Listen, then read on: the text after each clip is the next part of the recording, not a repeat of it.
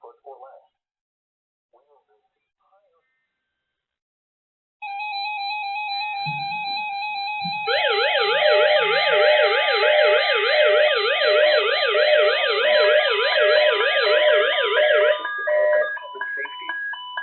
The Houston Police Department is searching for missing child Chloe Brewer Clark, 12 years old, white, female, last seen wearing green and yellow SpongeBob shorts and a matching sports top.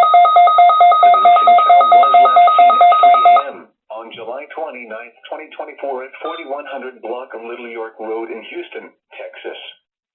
Police are looking for Ariel Anderson, 26 years old, black, male, in connection with the abduction of the child. The suspect is believed to be driving a black Chevrolet Tahoe bearing Louisiana license plate 310 Gramzo East.